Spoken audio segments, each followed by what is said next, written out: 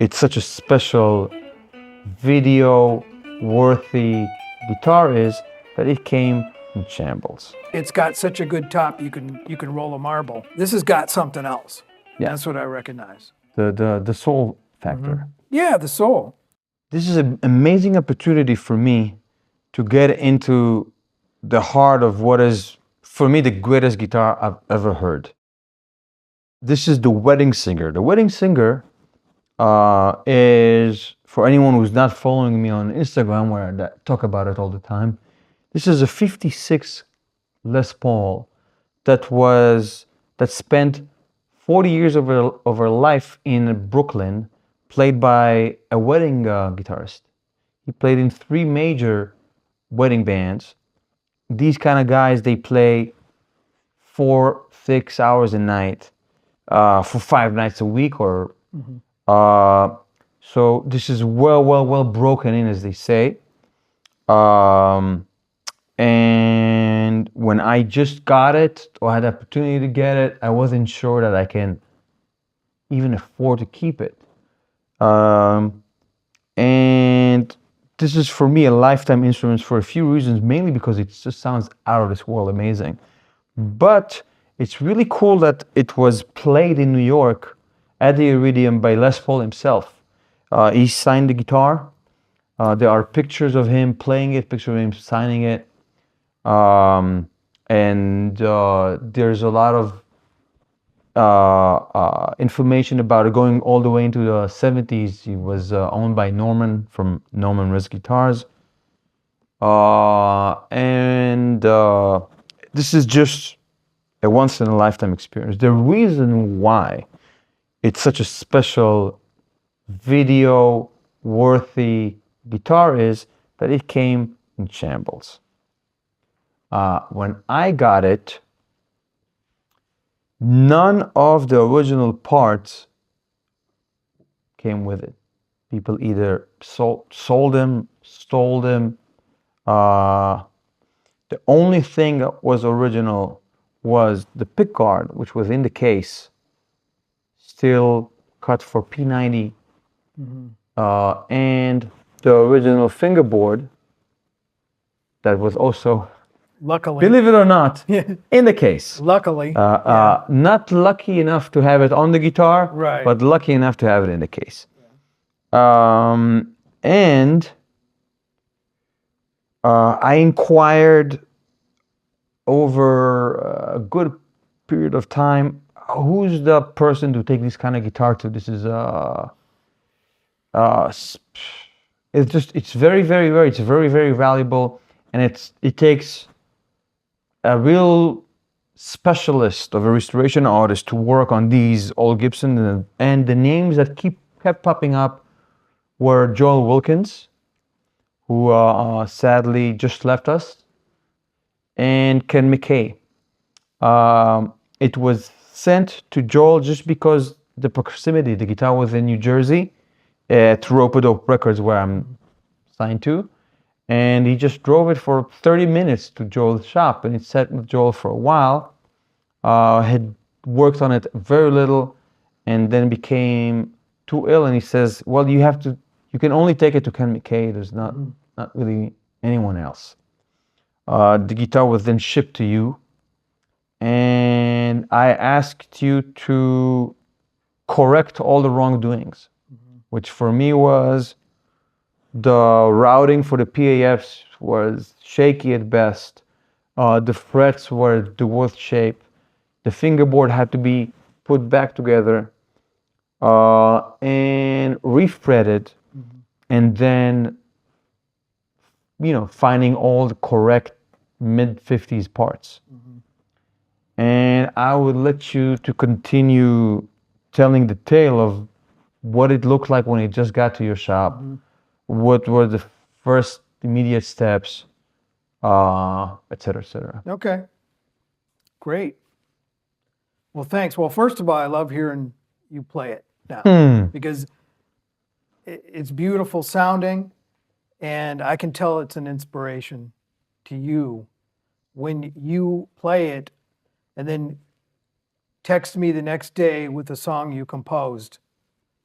it just, I can tell it's pure inspiration to you. I feel like we came full circle, meeting here in Berlin, Germany, where I just recorded all those songs that I've written on this guitar this past year to a new album, and you coming to hear it in the most demanding situation is the studio. Yeah. I mean, it's just the most demanding, Yeah. naked environment. Yeah, and your trio, the bass player, Hans, and Max, the violinist. I mean, obviously the highest level of musicianship in the world, and to hear the newly composed music, played by the top musicians, it was a pleasure.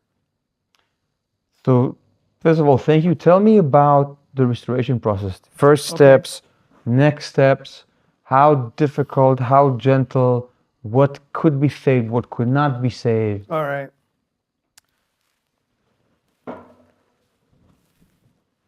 So the wedding singer came to me. So I opened the brown case. And the first thing I do is just take a deep breath, because it's obviously from the 50s. It's obviously been well played. And I can just imagine, the great tones coming from it. I didn't even have to hear it. And then I noticed it's signed here, and I was like, well, sometimes the signature is interesting, sometimes not. But, then I acquired it, it's obviously Les Paul. And was it really Les Paul? We found out, yes, it's Les Paul. He signed it. And then the amazing thing is he has a photograph of Les Paul signing it. So that's the amazing thing. What kind of work did it need?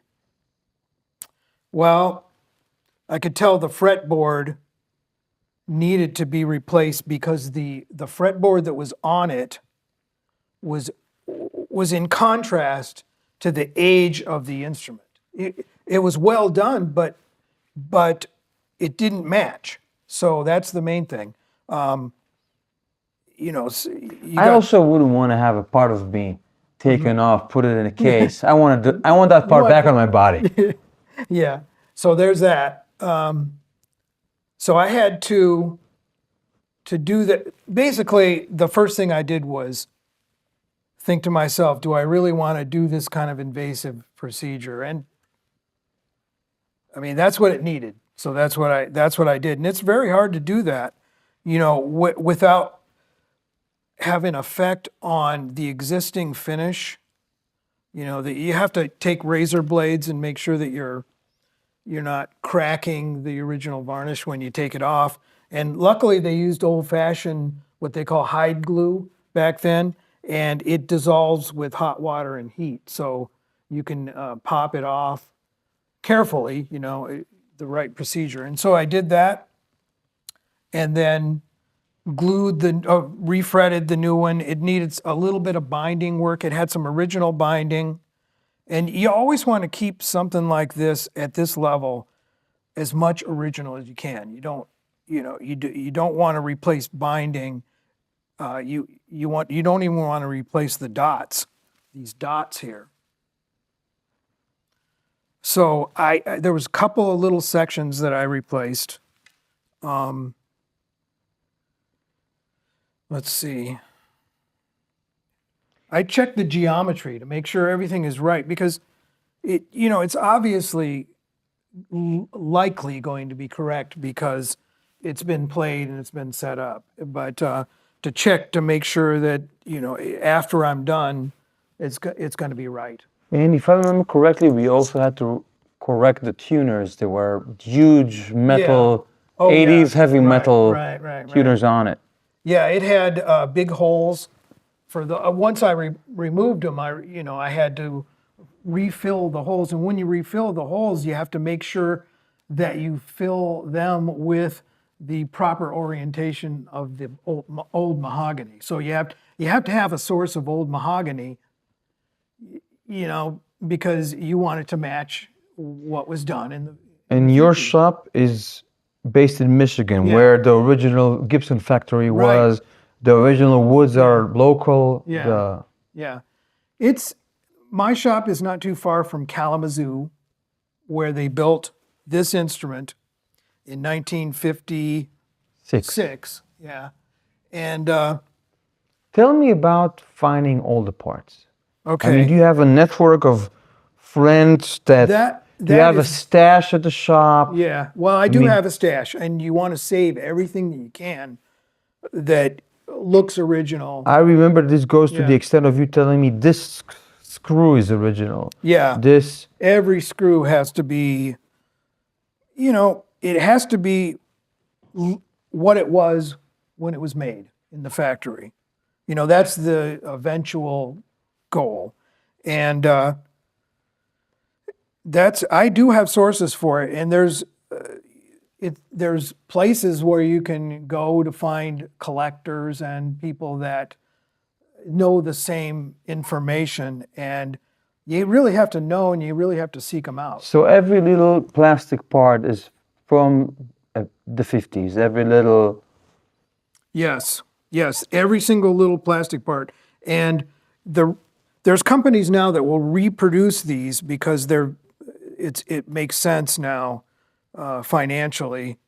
But the original parts are not. I've never found any reproductions that were as good, the same as the originals. Different plastic material. It sounds crazy, but it really is a big difference. And when you look at the pick guard, you look at it and you're like, your eye doesn't stop, basically. So you just keep going, and then it's right. The bridge and the tailpiece are a huge factor in how it's going to sound. You went to the extent of finding the right screws that this sits on. Yes. The metallurgy, the composition of the metal, it was different back in the 50s. This is 1940s and 50s technology right here. There's nothing, it was all done, kind of based on how to work with metals. The automobile industry was in Kalamazoo, and that is where they're coming from. They know how to source the right metals and have things made. And they had craftspeople that were just from the old country. That's what we say in America, from the old country. And they just had ways of producing things. They just knew how, to shape them and stuff. And that you can see that in this. From what I understand, you worked on bursts, gold tops of all the years, early 50s, mid 50s gold tops, 68 gold tops. I mean, tell me what is the difference that you learn between this kind of instrument and what's made today? Okay, well, first of all, the wood that it's made from is different. Back in the 50s, at the factory in Kalamazoo, the wood would come in by the pallet load, the right wood, and that's the wood they would use. And now you can't get that. You can't get it. Yeah, you can get it if you go and seek out little workshops and little factories. And then you'd find one or two pieces. You'll find one or two. And you would use these kind of pieces for if there's a part of wood missing or something. Yeah. So, and I have a stock of things, old tables even, things that were from the 50s that I recognize as the same quality. It doesn't mean they're better. It just means that's the right stuff. But it's better in this case because it results in the sound that this instrument can only sound like. And that's, for example, when I called you saying that I don't know that I am financially capable to restore an instrument like this. It's a costly procedure. The parts are expensive. The work is expensive. The actual instrument to begin with is expensive. You told me that this is a once-in-a-lifetime guitar, Yeah. and I should find any way to make this my guitar. Yeah. What did you hear that stood out for you? First of all, it was set up and I was able to play it and strum it, but it's kind of hard to describe in words because it's a sight, smell. You look at different lights and nobody's there with you. You're just using all your senses that you had. How the weight of it, the balance of it, and then you don't even need to play certain notes or anything, or runs or anything. You can just kind of you can do a couple things to get the sustain, and you can get the attack note, things like that, and it stands out. It just stands out with the senses that I have from working with a lot of these.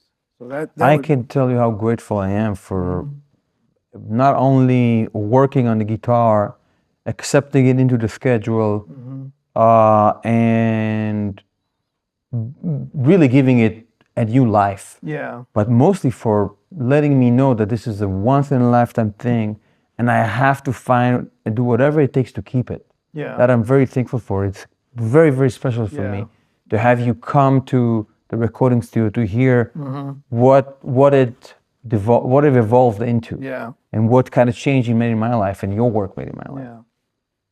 Well, me too. I mean, you're welcome.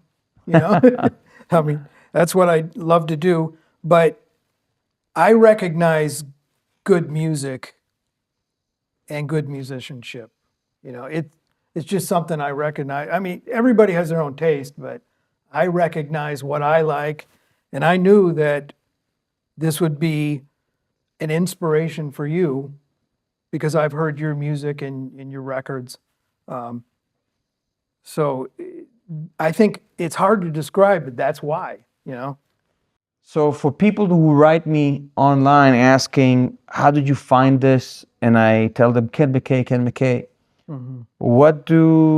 How does someone find you, get an instrument like this, ask you, get on your schedule, see your work, discuss what's needed, what could be done? Yeah. These are pretty hard to find. Yeah. Well, the thing about that is that the people like you and musicians, collectors even, they want the pinnacle. They want the best. And they're searching it out. And these guitars can be $500,000, and up. And so there's other avenues to get this without having to pay for a 59 burst at $500,000. You find an instrument that might need some work, but has potential. So people are good at that, and musicians are good at that. That's kind of their life, that they spend their time doing that. So they find me. They find me through you. They find me through other people, and Instagram at Ken McKay Guitars, small plug, and start a dialogue, show me pictures, and I'll tell you the truth. You've been doing a lot of restorations of Les Pauls on bursts, from all the years. Yeah. Yeah, I've been doing that. I think that's probably my favorite thing, to work. I like making instruments, but there's something beautiful about giving something a new life. A second life, yeah. And there's something beautiful about, as you say, something is messed up but has potential, which is kind of like me. Yeah. And me too. Well, there's some things you can't fix. The arching of this top, it's really hard to translate from a camera, but it's absolutely, architecturally beautiful, and that's something you can't get. I mean, they try to reproduce this, and they get close, in the modern factories and stuff, but this has got something else. Yeah. That's what I recognize. The soul factor. Yeah, the soul. Yeah, I can almost imagine the workers in the 50s doing this work and the tools they used. You know, you can use modern tools, but I think you have to know the tools that they used to know how to fix the things. So someone was carving this like this and carving this like that Yeah, and yeah, putting yeah. this exactly here. Yeah, yeah. Well, this part was not carved. It was sanded on a big slack belt sander that the worker, who was not a skilled worker, it was just a worker, you know, and they knew they had the rough blank. So someone else did the arching, but it still had router marks in it and stuff, and they were in charge of taking those out, those router marks. And the worker would have a paddle, and the sander was going, you know, and they would just press it down, and it would sand out. And they would just do it until they were all gone. You know, there's no more sanding, there's no more router marks. But in the meantime, they knew how it's supposed. Like, see, people say you can roll a marble in here, and that's like the coolest, you know, thing. Oh, it's got such a good top, you can roll a marble, and that's because the worker was careful not to touch the edge and just things like that. I can just imagine a worker. I can tell you that the things that are special to me are all the imperfections. I mean, every little thing here has lived a life. I mean, this Yeah. rust Oh yeah, has went through its own life. This yeah, chip and finish, it had a life to it. Every little scratch, every little ding, every Yeah. little change in color came from the instrument living a life playing music. And it's actually amazing to me that it played all those weddings as something so optimistic and Yeah. embarking of a new life in a wedding. yeah, And it's about love and it's about partnership, and that's for me what yeah. the music and the guitars are about. Wow, Thanks for doing this. you bet. Thanks for being here. Thanks for inviting me.